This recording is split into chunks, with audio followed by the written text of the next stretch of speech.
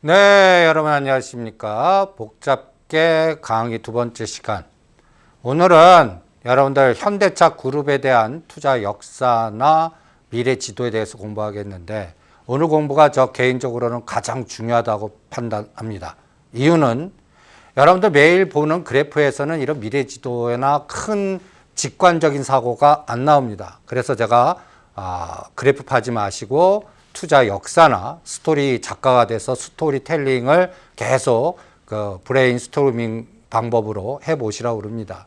오늘 저와 같이 현대차 그룹이 어떠한 투자 역사를 갖고 왔고, 과거에는 어떠한 초기 조건에서 뭔가 변화의 흐름이 나왔다면 현재는 어떻고 미래의 그림은 어떻게 전개될 건지 저하고 투자 여행을 한번 떠나보시기 바랍니다. 여기에서 가장 중요한 게 연골고리, 주도주의 연골고리, 어떻게 종목들이 압축되나 한번 보시기 바랍니다. 제가 이 그림을 자주 보여드릴 겁니다. 초기 조건의 미세한 차이가 이 거시적인 큰 변화를 줍니다. 여러분들 갖고 계신 종목이 지금 기준으로 뭐 3개월 후, 6개월 후, 그 다음에 1년 후 이러한 코스에 우상향의 에너지를 줄 수 있는 종목을 바이앤홀드해서 갖고 가는 게 중요하겠죠. 당연히 우하향으로 가는 종목도 갖고 가면은 이거는 시간이 갈수록 내 자산의 가치가 하락할 수밖에 없습니다. 그러면 현대차 그룹에서는 어떤 게 우상향할 거고 어떤 게 우하향하거나 박스권에 움직일 건가, 이거에 대해서 고민을 한번 해보는데, 그러면 투자 역사를 공부를 해야 됩니다. 여러분들 현대차 그룹은 2000년으로 돌아가셔야 됩니다. 지금부터 21년 전입니다.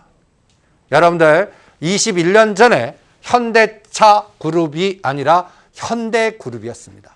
이때 회장님은 여러분들 보시면 지금 뭐 여러분들은 뭐 정몽구 회장, 정의선 회장 이런 흐름을 얘기하시는데, 이때는 정주영 회장님이십니다. 정주영 회장님이 이때 2000년도에 건강이 상당히 악화되셨습니다. 그래서 형제난이라고 표현하는 현대차와 그 다음에 현대상선그룹, 나중에 현대그룹이죠. 그러니까 종몽헌, 지금은 돌아가셨는데 현 회장의 남편 되시는 분입니다. 이분, 그러니까 여러분들 2000년도로 가면 이런 분들의 단어가 나옵니다. 이익치 현대증권 사장님을 역임하신 분입니다. 어느 날 갑자기 이익치 현대증권 사장, 이때 이분은 바이코리아 펀드로 유명하신 분입니다. 그런데 고려산업개발 회장으로 전보, 정몽원 회장 인사 보류 지시, 뭐 이렇게 3월 달부터 뭔가 정몽구 회장하고 정몽원 회장 간에 경영권 다툼이 생기는 겁니다. 이게 노이즈가 돼갖고 시장에서는 이 자꾸 입이 뱉는데 현대그룹에 대한 노이즈나 변동성이 계속 나옵니다. 그러니까 또 4월 달에는 여기 참여연대가 현대투자운용 불법 펀드 운용을 제기하고, 그러면서 현대 계열사들 주가가 급락하고 뭐 구조조정이 된다. 그러면서 정주영 명예회장님이 뭐 또 현대차 지분 매입을 한다는 등 이 많은 뉴스들이 아주 그냥 다발로 나옵니다. 여기에 근간은 정주영 회장님이 장남인, 실제 장남은 아니죠. 진짜 장남은 먼저 돌아가셨고 차남이었는데 이제 장남 역할을 하는 정몽구 회장님한테 현대그룹을 물려주기보다는 정몽원 회장한테 현대그룹을 넘겨주겠다라는 그러한 흐름으로 이게 흘러나간 겁니다. 그러면 정몽구 회장님이 가만히 있겠어요? 현대차는 내 거다라고 생각하시는 분인데, 내가 평생을 이끌어서 현대차 그룹을 이끌어, 그래서 현대차 분리해서 나는 떨어져 나오겠다. 나는 아버님에다가 하고 아버님이 정몽원 회장님 쪽에 기우는 것 같으니까 상당히 이 현대그룹이 어마무시한 노이즈와 분열의 시대가 2000년도입니다. 이게 어떻게 귀결이 되냐면 2001년도에 3월 달에 3월 20일 정주영 회장님이 돌아가십니다. 그러면서 분열이 돼요. 현대그룹과 현대차 그룹. 여기에 또 이제는 그러니까 또 정몽 이 현대중공업이라는 그룹도 또 분열이 됩니다. 그래서 현대그룹이 쪼개지기 시작합니다. 2000년 1월부터. 그러면서 현대그룹은 이제 사남인 정몽원 회장님 추세로 이때 왜 정몽원 회장님한테 갔냐면 정주 회장님이 생각하기에는 그때 이제 정주 회장님이 이북 출신이셨습니다. 그래서 방북하시면서 소 끌고 가는 그러한 대규모 이벤트 그러면서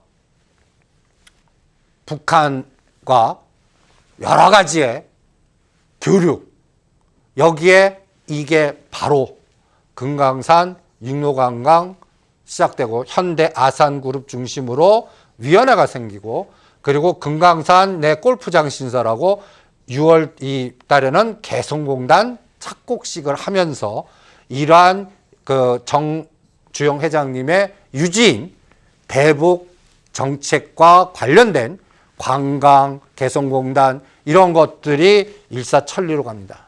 그런데 여기서 노이즈가 발생해요. 2001년 7월 달에 이 대북 송금 문제가 나오고 특검 얘기가 나옵니다. 그러면서 청천벽력같이 8월 달에 8월 4일 날 정명원 회장님이 돌아가십니다.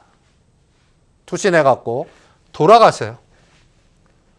완전히 2000년부터 2001년까지 현대그룹이 분열되고 그 다음에 창업주이신 정종 회장님 돌아가시고 그 다음에 현대그룹인 정몽헌 회장님이 대북 송금 특검 검사 들어가기 전에 투신해서 자살을 하십니다. 참 다이나믹한 투자 역사가 여기에서 녹아져 있습니다. 아니 20년 전 얘기를 왜 하냐? 여러분들 이게 앞으로 10년간의 현대차 그룹이 어떤 정책을 나올 거지 이 초기 조건에서 나와요. 한번 들어보시죠. 그래서 그 다음에 이게 이제 현대차 그룹의 비자금 사건까지 확산이 됩니다.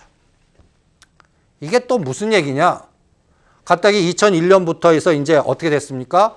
현대그룹은 현대그룹, 현대건설, 원래 현대아산, 북방하는 현대그룹, 그리고 현대차그룹, 현대중공업그룹 이렇게 쪼개져요. 그러면서 형제 간에 또 여러 가지의 노이즈들이 나옵니다. 노이즈들이. 무슨 노이즈가? 지금 흠슬라라고 했던 현대 HMM이 그때는 현대상선입니다. KCC가 현대상선을 적대적 M&A도 하고 그 다음부터는 또 현대중공업이 M&A를 하고 그리고 여기 보면 현대차 그룹의 비자금 사건이 터집니다. 2006년에. 이게 또 보시면 이런 비자금 사건이 터지면 꼭 펀드나 해외의 유령 간단히 얘기해서 회사들 페이퍼 컴퍼니가 나오고 여기 보면 뭐 무슨 캐피탈 무슨 펀드에 펀드 조성되고 이 비자금을 통해서 어떠한 행위를 하는데 여기에 가장 결정적인 게 여기를 봐주시기 바랍니다. 현대글로비스. 이거 왜 비자금을 조성했을까요? 이제 현대차 그룹이 쪽에 나왔어요. 그러면서 이제는 정몽구 회장님 입장에 한번 대보세요. 내가 현대차 그룹을 운영하고 그럴 때 이거를 끌고 갈 수 있는 다음 내 후계는 여러분들 정몽구 회장님 가게도 보면 따님 세 분에 아드님 하나입니다. 정의선 회장님. 그런데 지배구조가 너무 약한 거예요. 그러다 보니까 비자금을 조정해서 현대 글로비스를 통해서 그 자금에 여러분들 마치 저거하고 비슷해요. 이재용 부회장이 60억 갖고 CB 전환하면서 삼성 SDS 상장하고 제일모직해서 이거를 기반으로 해서 지배구조를 이끌어 왔듯이 마찬가지입니다. 여기도 그 과정에서 펀드 조성하고 그 다음에 정의선 사장이 대주주가 있는 회사 지분을 고가로 매입하고 일자리 몰아주게 하고 그러면서 적은 돈의 지분 가치가 높아지면서 현대 글로비스 지분을 확보하는 이런 작업이 들어갔는데 이게 검찰의 급격한 조사로 노출이 된 겁니다. 그러다 보니까 어떠한 형태가 됩니까? 잘못하면 이 정의선 회장님 감옥 가시게 생겼어요. 그래서 이거를 어떠한 사태로 이제 마무리가 되냐면 이때 2006년도에 정몽구 회장님이 자식이 아들이 무슨 죄가 있나 내가 다 지시한 건데 그래서 책임지시고 감옥에 가십니다. 그리고 일정 금액을 사회 환원 전략을 쓰시고요. 여기서 여러분들 현대차의 주가 동향을 한번 봐보시기 바랍니다. 2005년, 2006년도입니다. 이게 2005년도에 잘 갔어요. 10만 원까지. 그러다가 비자금 사건이 터지면서 5만 8천 원까지 급락했다가 이게 잘 풀어나가면서 9만 원까지 회복했다가 이게 2008년 금융위기에 얼마까지 빠지면 3만 5천 원까지 빠졌습니다. 이게 2005년부터 2008년까지 현대차의 위상입니다.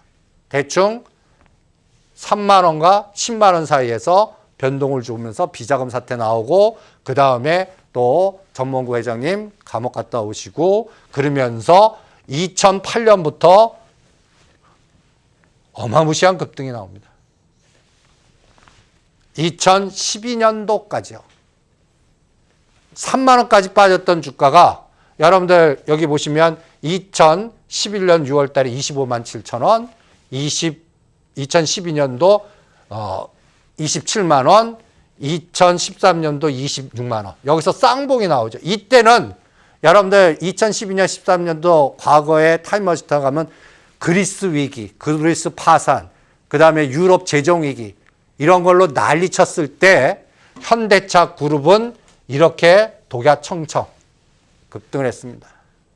그런데 2013년부터 어떠한 형태가 나옵니까? 추세 하락으로 갑니다. 언제까지? 요번 코로나 2020년 3월 달까지 무려 7년간 하락 추세로 갑니다. 아니, 완성차가 왜 이런 형태를 보였을까? 2013년까지는 이렇게 시장을 주도했는데 이때 또 차화정 시대도 이때 있었습니다. 전차군단 차화정 시대.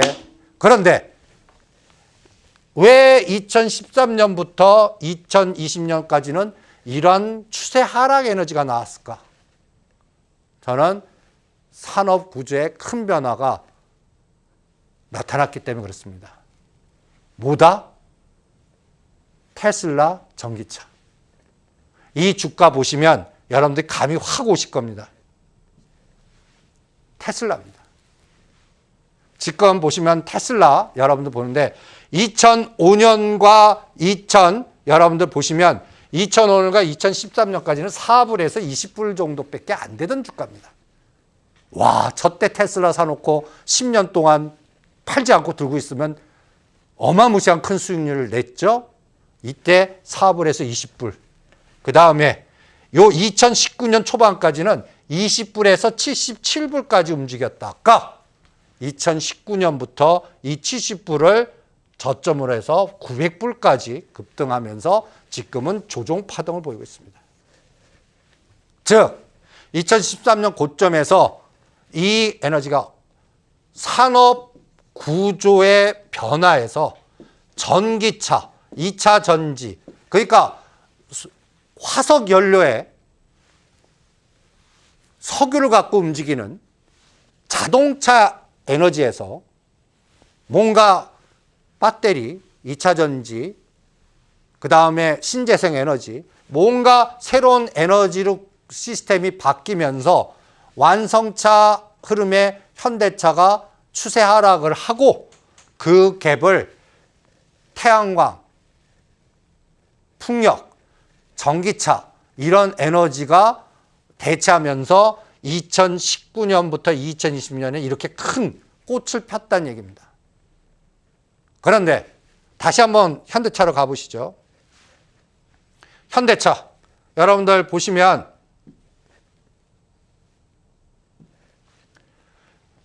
요 코로나 터지고 나서 다시 2021년 1월까지 연초 2020년 애플카 나오면서 여기도 현대차도 애플카, 전기차, 수소전기차 뭐 여러 가지의 새로운 환경에 적응을 하면서 뭔가 새로운 분출을 줬다가 지금 조정 중에 있죠.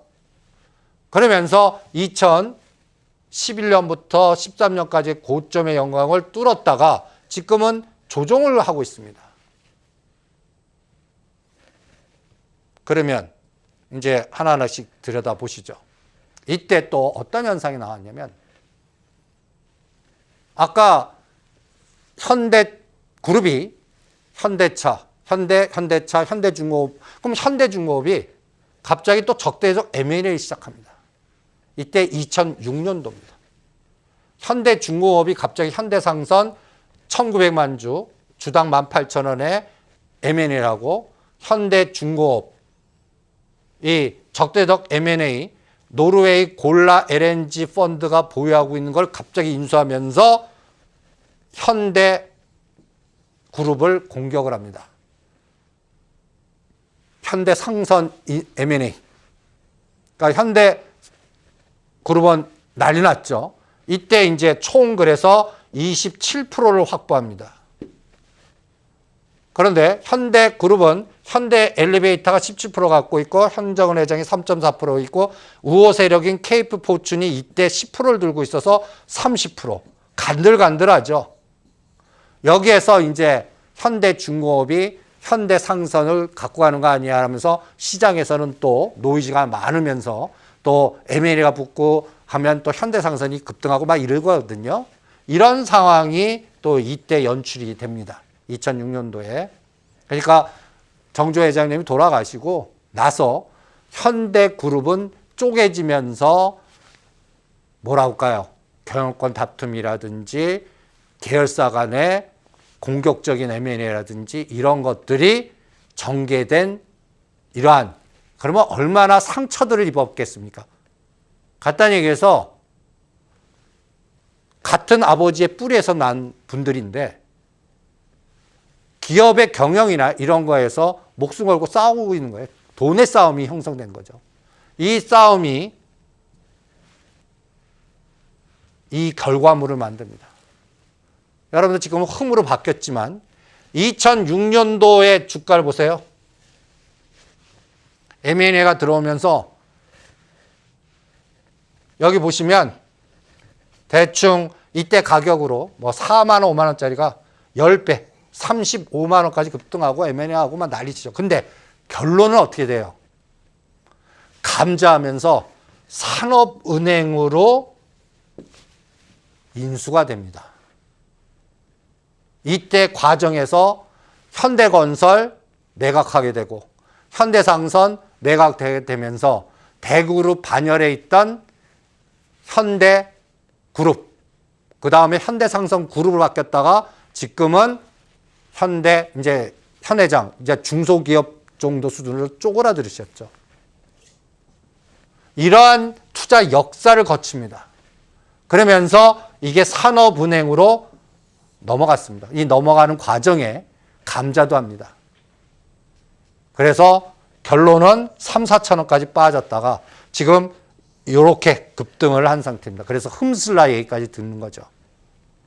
여러분들이 HMM이라고 짓지만 투자 역사를 보면 이러한 화려함과 M&A 적대장과 고통의 시간과 이 과정에서 2008년부터 이 현대 상선을 갖고 있으면 대부분 다 깡통됐습니다. 최근에 2019년 말에서 2020년부터 시작한 데에서 급등파동을 체크했을 뿐이지 이 투자 역사의 과거를 보면 어마무시한 공포죠. 그래서 제가 또 우리나라 투자는 제가 시간여행의 장기 투자를 반대합니다. 어떤 분이 그냥 주식 사놓고 무덤만 두면 된다. 우리나라는 큰일 납니다. 어떤 종목을 선택하냐에 따라 하늘과 땅 차이예요. 여러분들 포스코도 갖다 얘기해서 워런 버핏이 샀다 들어갔고 10년 전에 70만 원대 샀다면 지금 거의 반토막 이상 돼버려요. 올랐어도요. 미국의 전략과 우리나라 전략은 다릅니다. 그럼 우리나라의 시간여행 종목은 뭐냐? 지금 바닥에 있는 걸 싸게 사서 앞으로 에너지가 클 거를 시간여행을 해야지 무조건 우량주라고 해서 사놓고 묻어두면 됩니다. 절대 금물이에요. 그러면 여기에서 가장 중요한 기준이 뭐예요? 가장 나쁠 때 싸게 사는 기준하고 지금은 나쁜데 앞으로 성장성이라든지 미래 지도에 큰 변화가 나올 수 있는 종목이거나 업황을 선택해야죠. 지금 HMM이 지금 그 과정에 진행 중입니다. HMM은 저는 지금 산업은행이 누구한테 매각을 할 거라고 봅니다. 이게 과거의 역사를 보면 현대중업한테 매각할까? 현대차그룹한테 갈까? 아직까지는 오리무중인데 이거 분명히 매각을 할 겁니다. 그 과정에 또 어떠한 이게 또 물류를 지배할 겁니다. 물류. 그러니까 이 빅데이터 물류를 머릿속에 또 하나 두세요. 그 다음에 제가 작년도에 저하고 투자 인연에 대해서 하신 분은 현대차 거버넌스에 대한 현대차 그룹 관련돼 갖고 현대차, 기아차, 기아도 3만 원대 레스고 그리고 현대 글로비스 이 레스고 왜 이 전략을 세웠냐면 이 빅데이터 정몽구 회장님이 건강 악화 2020년 2월 달에 건강 악화가 되고 그 다음에 이 과정에서 여러분들 또 현대차 그룹 이렇게 세타 엔진 결함해 갖고 은폐 사건에서 또 검찰 조사 들어가고 또 여기에서 상당히 노이즈가 있었습니다. 이때 항상 그룹의 비자금 그 그룹 경영자가 문제가 돼서 감옥을 가거나 그러면 주가는 단기적 빠져도 장기적 흐름 보면 그때 사놓으면 시장 대비 초과 수익률을 많이 얻는 경험을 많이 합니다. SK그룹도 그렇고요. 최태원 회장이 감옥 갔을 때 마찬가지입니다. 이때 건강 악화가 나오면서 이제 정의선 부회장님이 회장으로 가는 후계 구도가 전개되지 않을까. 그러면 여러분도 생각해 보세요. 정의선 회장님이 지분 가치를 넓히고 후계 구도 가려면 어떠한 과정이 걸칠 건가? 정의선 회장님 지분의 가치를 높이는 전략이 등장하지 않을까? 이게 시장에서 나온 겁니다. 정의선 회장님이 이렇게 되고 나서 여러분들 2020년 10월 14일 날 회장님으로 취임하십니다. 8개월 만이죠. 8개월.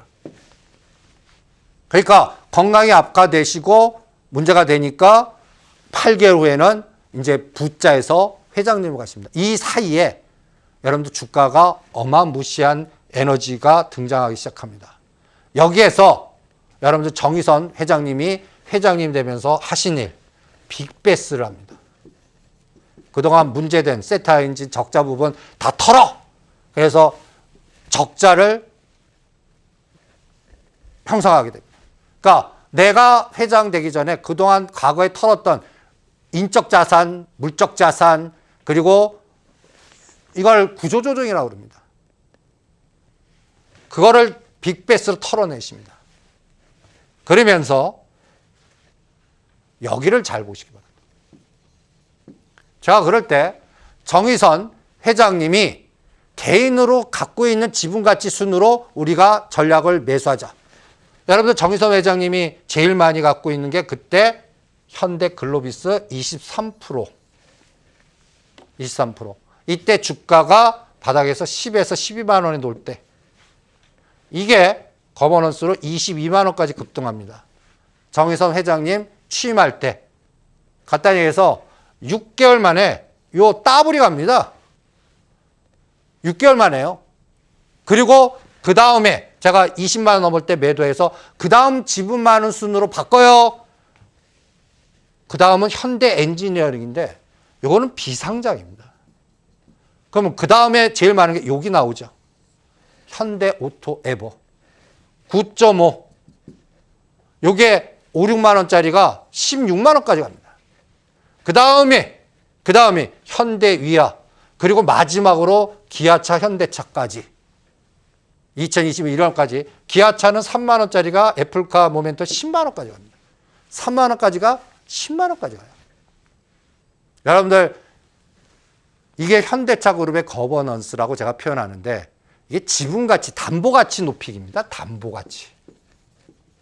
여러분들 회장님들은 현찰이 그 돈이 이렇게 큰 조단위 자산가지만 당장 현찰이 아니라 주식으로 갖고 있습니다. 그러니까 예를 들어서 글로비스 10만 원이나 12만 원대 담보가치면 이게 예를 들어서 뭐 한 50%만 반영해 준다 그러면 요거 총 발행 주식수 곱하기 10만 곱하기 50%해서 내가 갖고 있는 지분만큼 은행에다 담보 잡아서 뭔가 그걸 담보로 해서 영토 확장하거나 뭔가 채권 발행하거나 이러거든요. 근데 이게 20만 원, 22만 원 가면 이 담보 가치가 올라가죠. 그러면서 요 정의서 회장님이 회장님 될 동안 대부분들 다 더블 게임들이 납니다. 어마무시한 담보 가치에 높이는 게임이 나오죠. 그러면 옆으로 살짝 좀 가보세요.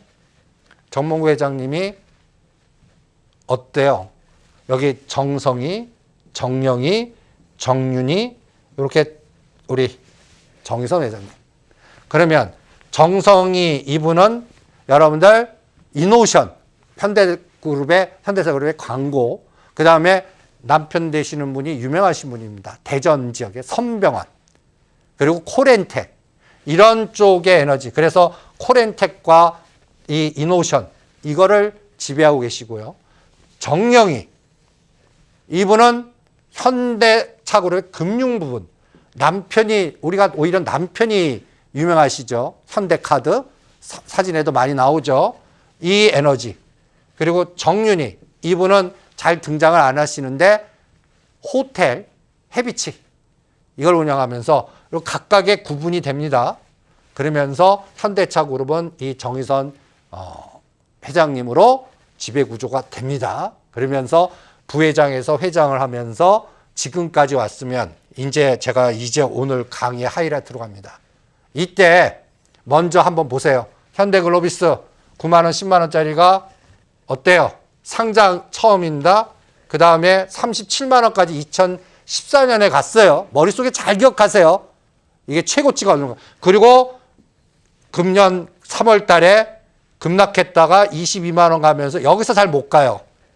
요거를 일봉으로 바꿔보면 요때 정의서 회장님 취임하고 나서 요게 빨간 선입니다. 그 다음부터는 잘 못 가죠. 12만 원짜리가 22만 원부터는 지그재그 파동만 갑니다. 17만 원, 하단 18만 원, 22만 원의 박스. 근데 여기에 화두는 물류입니다. 물류, 머릿속에 잘 기억하세요. 그 다음에 이 정의선 회장이 취임식 때 10월 14일 날 가격을 한번 보세요. 현대글로비스 16만 5천 원, 현대제철 2만 8천 원, 현대모비스 23만 원, 현대유아 4만 3천 원. 여러분들 느낌 어떠세요? 여기 보면 기아차 한번 보세요. 5만 원. 10월 달입니다. 요게 연초에 10만 원까지 가고 현대위아, 현대모비스 40만 원까지 갔다 지금 가격 26, 7만 원까지 빠졌죠. 오히려. 이게 무슨 얘기냐. 현대차 그룹에 관련된 회사, 특히 정의선 회장님 갖고 있는 지분의 가치는 이미 어마무시한 게임이 나왔어요. 그러면 지금 그쪽을 투자해야 됩니까? 아니란 얘기예요. 그럼 현대차 그룹에서 뭐가 남았나? 이거를 찾는 겁니다. 여러분들 그럴 때 요거를 핵심을 찾아라. 별표 3개. 지금 여기에도 분명히 싱크탱크가 있을 겁니다. 정의선 회장님이 미래지도. 그러니까 기아 차에서 왜 차를 뺐을까요? 양재동이 이제 현대 한전으로 와갖고 한전에 50층짜리 3개가 딱 지면서 그게 언제일까요? 2007년에서 2008년입니다. 아직도 지금 2021년이니까 6년 정도 남았어요. 앞으로 6년 동안에 정의선 회장님이 이제 한전 부지에서 사령탑 딱 만들면서 거기에 중심 뭐가 될까요? 현대차, 현대모비스 아닙니다. 기아가 됩니다. 기아. 그래서 기아 시리즈로 애플과 같이 1, 2, 3 지금 9까지 나왔네요. 기아가 12에서 20까지 갈 때 세상이 어떨까? 하늘, 이거 모빌리티 세상이 될 거예요. 한전 부지, 잠실 마이스, 영동대교 지하와 그러면서 수소 트램, 수소 전기차 이런 에너지들이 그러면서 여러분들 보시면 정의선 회장님이 정몽구 명예회장님 지분은 상속으로 받으면 됩니다. 지금 현대차니 현대모비스니 이런 것들 집중하시는데 상속받을 겁니다. 상속받으려면 어떻게 해요? 눌러요. 팔로우 더 맨, 팔로우 더 머니로 투자의 이기심으로 가자고요. 펀더멘탈 분석하지 말고요. 그래서 현대모비스, 현대차 누를 거라고 봅니다. 그러면 개인 지분으로 제일 상속 못 받아요. 기아가 1.7%밖에 없습니다. 그래서 현대글로비스 지분 가치 높이고 그 다음에 보스턴 다이나믹스에 투자했죠. 저는 이 기아 지분이 나중에 한 10%까지 늘리나 한번 보겠습니다. 그래서 정의선 회장님의 중심은 기아입니다. 그래서 일각에서는 뭔가 현대모비스와 합병한다, 현대차 합병한다 그러는데 저는 맨 위에 상단을 기아로 놓겠습니다. 기아를 중심으로 기아가 현대모비스를 지배합니다. 현대모비스가 현대차를 지배합니다. 여기서 기아를 맨 위에 높이려고 때 끊어줘야 되는 거는 요 라인을 끊어주면 돼요. 현대차가 현대제철을 갖고 있고 현대제철이 현대모비스 이 순환출자 고리만 끊어주면 됩니다. 그럼 돈이 이것도 어마무시해요. 이 방식을 어떻게 구도화시킬까? 그래서 일각에서는 현대모비스를 분할해갖고 글로비스하고 합치는 시나리오. 이거는 구체적으로 검토한 적이 있었습니다. 그러다가 안 됐죠. 다시 재개하면서 이게 자사주 마법을 쓰나 한번 보시고요. 자사주 마법을 있으면 인적 분할 통해서 자사주 마법을 쓸 수가 있습니다. 그 과정 체크해 보고요. 그 다음에 정의선 시대의 기아는 새로운 기아가 현대모비스, 현대차 되면서 순환 출자 고리를 어쩌면 현대차, 현대글로비스가 될지 현대모비스, 현대글로비스가 될지 여기서 합병이 되면서 뭔가 모빌리티 시스템으로 바꾸지 않을까 이렇게 봅니다. 제가 이럴 때 제가 10월 14일에서 이제 이것도 방송에 내가 매주 화요일과 금요일 날 새벽에 나오면 여러분들한테 이승조의 진짜 전략에 해갖고 할 때 이 도표를 보여드린 적이 있습니다. 12월 14일 2달 됐는데 주가가 다들 어마무시하게 급등했었어요. 그럴 때 한번 뿌려봤습니다. 그때 이렇게 뿌려봤어요. 상대 속도로 100% 이상 현대오토에버, 현대글로비스, 기아차 이게 3만 원대 시작해서 6만 원, 100% 갔는데 이게 10만 원까지 간 겁니다. 이런 어마무시한 게임 나오는데 요 밑에를 보십시오. 어떤 종목이 보입니까? 같은 더블 갈 때 현대차 그룹주 중에 현대건설하고 현대로템은 15,000원, 마이너스 22%. 현대건설은 마이너스 3만 원대까지 빠졌습니다. 한쪽은 더블 이상 가는데 한쪽은 마이너스 구도가 나왔다는 겁니다. 저는 이게 정답이에요. 이걸 눌렀죠. 그리고 앞으로 3년은 이쪽이 어마무시하게 급등 에너지가 나오지 않을까. 그러면 어떤 끌개가 있어야죠. 그 끌개가 뭘까? 수소경제. 수소경제. 이 단어를 머릿속에 넣어두시기 바랍니다. 그래서 이제 하나씩 빨리빨리 가보죠. 현대오토에버 이렇게 급등시켜 놓고 지그재그입니다. 이제는 계열사들 부품단 통폐합. 그래서 저는 현대오토에버 가성비 없다. 현대위아도 가성비 없다. 이미 한 게임씩. 만도도 어마무시한 게임 가성비 없다. 트레이딩은 가능하지만 현대제철도 요게 이제 현대로템하고 합쳐서 수소 충전소나 시소 인프라를 하는 중점 회사가 될 겁니다. 그래도 지금 가격에서는 기간 조정할 거고 오히려 현대로템을 좋게 봅니다. 그리고 이게 핵심이에요. 현대차 그룹이 M&A를 자꾸 합니다. 여기 보면 차량 공유, 전기차, 자율주행, 차량 공유, 로보틱스. 그래서 여기에 로보틱스의 보스턴 다이나믹스를 M&A 하면서 여기에서 개인 지분이 들어갑니다. 정의선 회장님 20%. 그러면 이거 나스닥에 상장시키면 이 20%가 얼마 될까요? 이거를 지분 담보가치 하면서 이거를 뭐에다 쓸까요? 이거를 지금 미리 소설을 써보라는 얘기입니다. 한 3년 정도 후면은 여러분들 뉴스에 보실 겁니다. 이때 보스턴 다이나믹스의 지배구조들 딱 머릿속에 보세요. 현대차, 현대모비스, 현대글로비스, 정의선 회장님. 뭐가 따다닥 오지 않습니까? 여기에 중심은 기아가 됩니다. 3년 후에 요거를 어떻게 통폐합을 시키나 한번 그려보자. 그리고 정의선 회장님 지분같이 커진 것 같고 어떠한 흐름이 나올 건가. 여기에서 현대차 지금 박스에 있죠. 당분간은 22만 원은 바닥입니다. 근데 25, 6만 원은 저하면서 지그재그 주다가 저는 어떤 전략이냐면 현대모비스 누르고 현대차 이거 싸게 갖고 오셔야 돼요. 그 작업이 3년간 그러니까 3년 동안은 트레이딩으로 박스일 가능성도 있다라는 그리고 여기는 쪼개고 합칠 수도 있어요. 그런 걸 생각을 해보시라고요. 그러면 기아가 중심이 될 건데 기아도 7자가 보이면 이거 적극적 매수가 나겠습니다. 그런데 10만 원은 돌파시키지 않고 여기도 지그재그라고 볼 거라고 봅니다. 왜? 지분이 아직 적잖아요. 이걸 싸게 갖고 와야 된다는 생각이 듭니다. 그러면 그 사이에 별표 3개. 여러분들 지금 왜 이러한 연맹이 생길까요? 정부는 어떤 정책을 갖고 어떤 방향을 주는데 진짜 돈을 버는 현장에서 그룹들이 뭐를 형성해서 갈까? 수소 연맹을 만듭니다.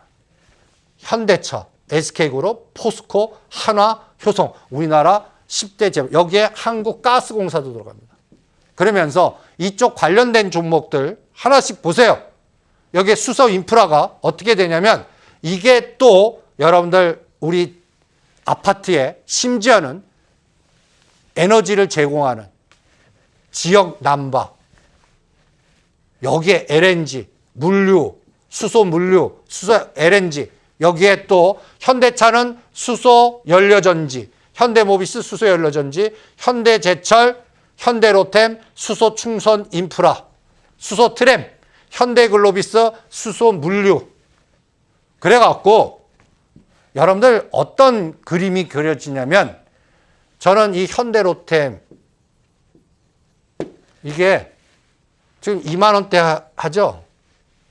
이게 보스턴 다음에서 이게 나중에는 4만 원에 갈지 6만 원에 갈지 10만 원까지 갈다. 현대 정의선 회장님의 미래 지도에 수소 충전소의 모든 에너지 수소 트램 이게 합니다.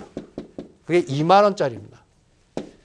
이게 어느 정도 에너지로 커지는지 3년 후에 한번 보시기 바랍니다. 또 하나 현대건설입니다.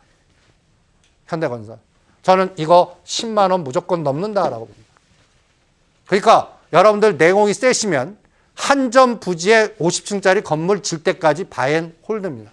그 사이에 이게 바로 안 갑니다. 가면 흔들고 가면 흔들고 가면 흔들고 이런 스타일로 가지. 즉 기아가 3만 원에서 10만 원까지 어떤 모양으로 갔나. 이것도 연구를 한번 해보시기 바랍니다. 그리고 현대건설은 또 정부의 정책이 있습니다. 아직까지 땅 파고 흙 파고 아파트 짓고 하나도 없어요. 금년도 10월 10일 정도에 대선 주자가 나오고 내년 대선하면서 진짜 아직까지 북방 쪽으로 이 한반도 물류는 아직까지 모르겠습니다. 이거는 북한이 또 들어와야 되고 뭐 등등. 이 우리 대한민국 안에서 이 달빛 철도라든지 그다음에 GTX, A, B, C, D 이런 것도 지하와 철도 어마무시한 SOC입니다. 이거 계획만 잡고 있지 아직까지 땅 파고 흙 파고 아직도 안 해요. 이런 것들. 그래서 이런 과정에서 최근에 현대건설 우선적 급락합니다. 요거는 틈새로 우선주 퇴출 조건에 연결돼서 이게 현대건설이 징자인 줄 아세요? 아닙니다. 그리고 이거는 급락 때 오히려 매수 전략으로 대응 전략 세워드리겠습니다. 그래서 앞으로의 정부의 정책이 수소연맹으로 집중돼요. 그래서 수소연맹에 관련된 기업들, 현대차그룹과 포스코그룹이 왜 수소연맹을 줄까? 효성 TNC와 효성 첨단 소재가 왜 저렇게 급등했을까? 그러니까 이런 수소연맹주에서 뭘 제거해야 되느냐? 급등한 종목 제거합니다. 너무 위치가 높으니까요.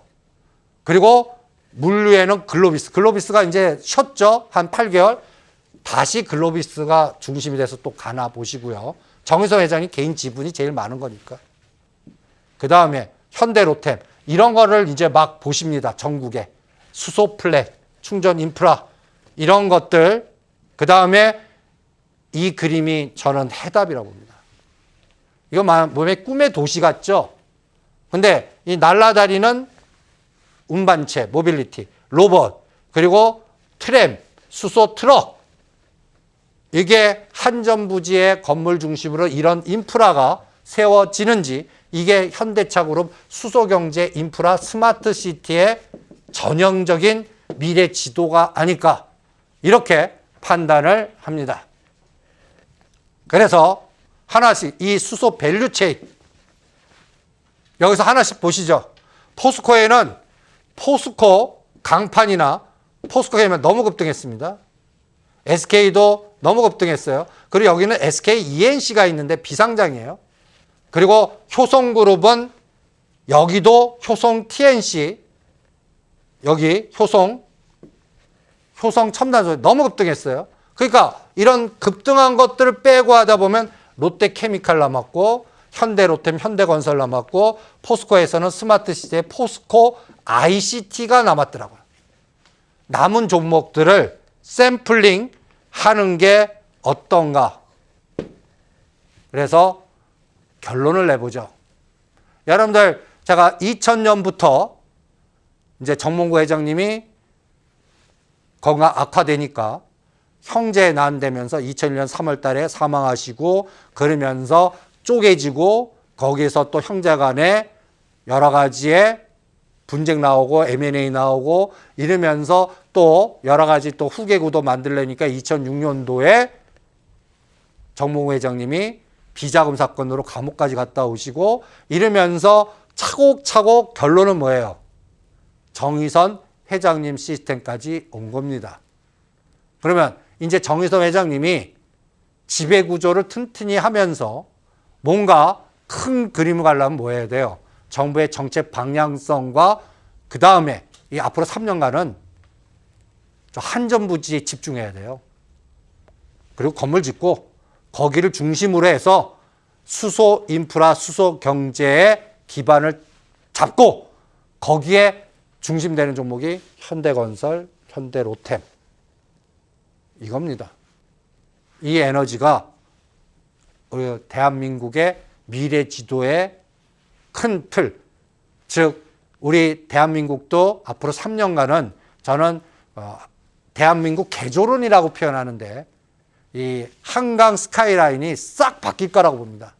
뭐 30층, 50층짜리 지하와 트램, 철도 이런 것들이 다 물류 연골고리, 스마트 시티, 스마트 팩토리, 스마트 연골고리 이런 것들이 합쳐지는 종목이 뭘까? 그게 수소경제.